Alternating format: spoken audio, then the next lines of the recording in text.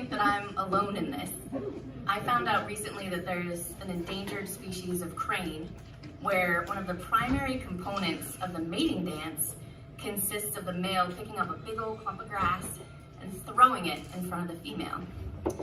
And she in turn gets all hot and bothered because it reminds her that when the time comes, he will help her build the nest. Makes perfect sense to me, right? Because I'm alone. It also doesn't surprise me in the least that this particular species of crane is endangered. I feel like there's got to be a lack of follow-through that transcends all of nature. My husband and I have 3 kids, and you can do the math on how often that man does laundry. When we had our 3rd kid, we had to move into a house that fit all of us. And the house that we picked came pre-installed with cat doors in every bedroom. We don't have cats, we have German Shepherds. And German Shepherds don't fit through cat doors. But you know what does fit through a cat door is a 3-year-old child. So one night, my husband and I are getting into it. It was laundry day. When I say into it, it was like my feet were behind my head into it, like it was on, right? So we hear this crashing sound, we look over at the door, and to our absolute horror, there is our 3-year-old, shoulders deep through this cat door, staring at us with eyes as big as pie plates. Time absolutely stood still for a second. And I was like, Ben, buddy, what are you doing here? It's the middle of the night. He was like, I have to go pee. So I rush him into the bathroom to buy some time. I grab some crisp, clean pajamas from the drawer, and I'm frantically Googling, what do you do when your 3-year-old child walks in on you having sex? That's right. I am crowdsourcing emergency parenting advice from the collective wisdom of the internet. First post says, whatever you do, do not tell them that you were wrestling. Because this is going to give them a really messed up idea of what wrestling looks like when they get to high school. And I'm thinking, okay, I'm glad I'm here because that was absolutely the first place that my brain went to. Like, that was going to be my go-to answer. Next post says, treat it like a deposition. Like, yes, no answer, short, to the point, don't give away any additional information. All right, I can do this. I look around, my husband is gone. He bolted, just like that male crane we were talking about. So I realized that the only thing standing between my family and a visit from Child Protective Services is my performance on the conversation that I'm about to have with my child right now. Comes out of the bathroom, looks me up and down, he's like, I see you're wearing pajamas. I was like, I am. It's laundry day. And then my son looked me dead in the eyes and he was like, what were you and Daddy doing just now? All up on each other like that. My heart stopped for a second. I was just thinking about what a nightmare this is going to be when the story comes out, right? Kept my game face on. And I was like, Ben, we were just having private time. Don't worry about it. And he said, okay. I went back to bed. And I held my breath for like 3 weeks after this happened, waiting for him to drop it in casual conversation at the grocery store or at some big family dinner. But he didn't. He skated. And it actually, on the plus side, led to the fastest completion of a home improvement project in the history of our household. Yeah!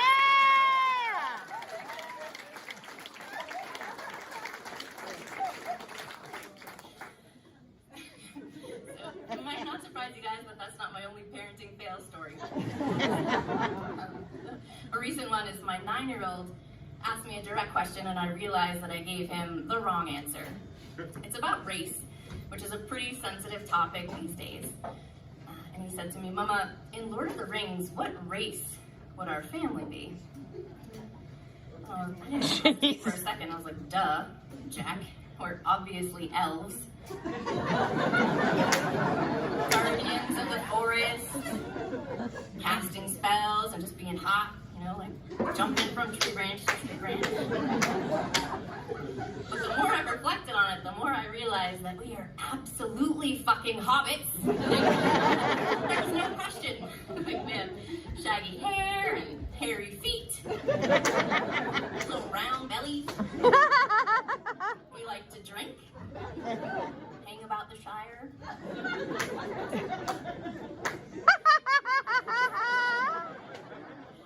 And when I picture myself, in my head, I'm still a girl in her 20s, six-pack abs. But I need to come to grips with the fact that I'm really a woman in my 40s, and I'm more likely to have a six-pack of IPAs. Drinking is my superpower. My mom actually had a legit superpower. So she could drain the life out of a watch battery. It didn't matter if it was a cheap Timex watch or an expensive Rolex watch. The battery would die within 24 hours of coming into contact with her skin. And I know now that she was actually a Sith Lord. And she would take the power that she gained from these watch batteries and she would use it to channel the dark side of the Force.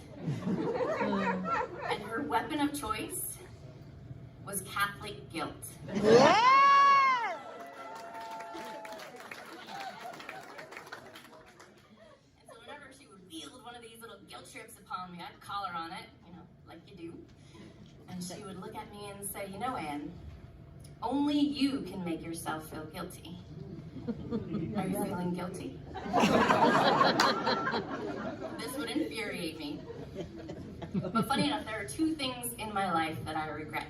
Where I look back and I think wow, you were an asshole and you need to reevaluate your life choices. And one of them dates back to 8th grade. So it used to take me forever to get ready in the morning because middle school sucks and you want to look your best. And so my mom was helping me out and she French braided my hair. And all of a sudden she'd jump back and she was like, oh my God, I'm bleeding. And any decent human being in that moment would be like, oh my God, are you okay? Can I get you a Band-Aid? But 8th grade Anne immediately blurts out, oh my God, did you get blood in my hair? And I can still vividly picture just the total disappointment on my poor bleeding mother's face as she realized what a jerk I was. I've worked through this in therapy, it helped shape who I am, so I guess that's good. But fast forward 22 years, my mom is on her deathbed. I kneel down beside her and I'm like, Mom, I'm really sorry. I should have asked you if you were okay. You raised me better than that. I'm sorry. And she was like, you're fine. I don't remember this at all. And so in that moment, I realized that one of two things is true. Either one, she was right all along and only you can make yourself feel guilty. Or two, she had just pulled off the most epic, longest running Jedi mind trick.